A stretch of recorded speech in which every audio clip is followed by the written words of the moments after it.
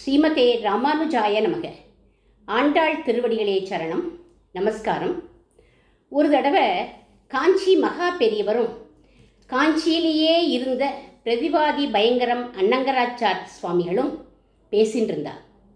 ரெண்டு பேரும் நண்பர்கள். காஞ்சி பெரியவர் அத்வைத நெறியைச் சேர்ந்தவர், பிரதிவாதி பயங்கரம் சுவாமிகள் விசிஷ்டாத்வைத நெறியைச் சேர்ந்தவர்கள். பரஸ்பரம் ரெண்டு பேரும் மரியாதை வச்சுருந்தா.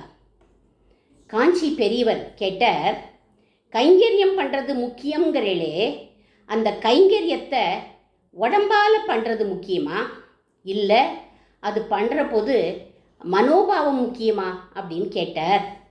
அதுக்கு பிரதிவாதி பயங்கரம் சுவாமிகள் சொன்னார், மனோபாவம் தான் முக்கியம் அப்படின்னார். எப்படி அப்படின்னு கேட்டார் பெரியவா. உங்களுக்கு பக்கத்தில் உக்காண்டு ஒருத்தர் உங்களுக்கு விசிறி வீசின்னு இருக்காரே, அவர் தான் உதாரணம் அப்படின்னார். எப்படி, ஏன் அப்படின்னு கேட்டா பெரியவா. ஆஹா, ஒரு மகானுக்கு விசிறி வீசுகிற பாக்கியம் கிடச்சிருக்கேன்னு நினச்சிண்டு வீசினார்னா அது அவருக்கு நல்லது, நல்ல மனோபாவத்தில் கைங்கரியம் பண்ணுறார் அப்படின்னு அர்த்தம்.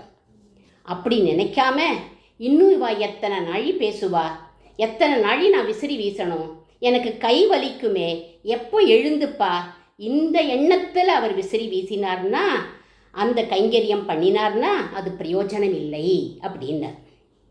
அப்போது நாம் பண்ணக்கூடிய கைங்கரியம் எப்படி இருக்கணும் அப்படின்னா, இந்த கைங்கரியத்தை பார்த்து பகவான் சந்தோஷப்படுவான், அவன் மகிழ்ச்சிக்காக நான் இதை பண்ணுறேன் அப்படின்னு நினைக்கணும்னு காஞ்சி பிரதிவாதி பயங்கரம் சுவாமிகள் சொன்னார்.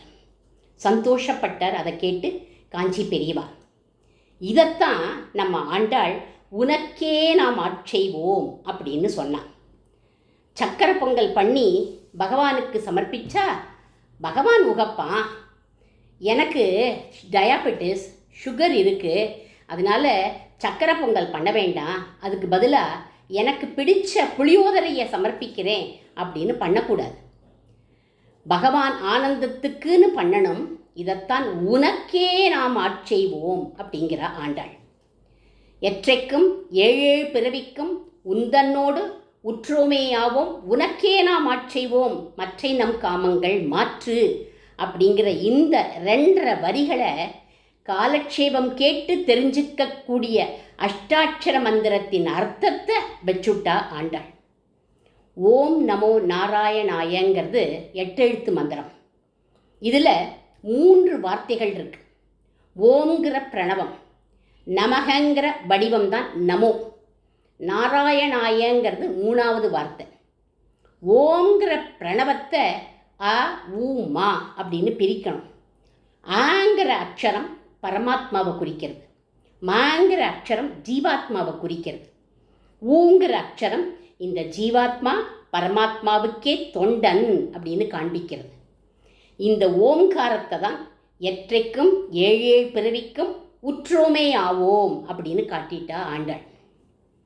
அடுத்தது நமக, நான் எனக்கு உரியவன் அல்ல, அந்த பரமாத்மாவுக்கே உரியவன், அதனால மற்ற விஷயங்களில் உள்ள ஆசைகளை விட்டுடணும், அதை மற்றை நம் காமங்கள் மாற்று அப்படின்னு சொல்லிட்டா ஆண்டாள்.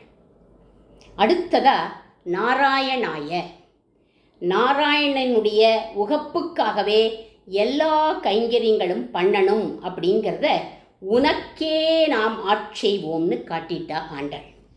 இப்படி அஷ்டாட்சரத்தின் எசன்ஸை அசால்ட்டா பாட்டில் வச்சு இதுதான் நாங்கள் வேண்டி வந்த பறை அப்படிங்கிறா கண்ணன் கிட்ட.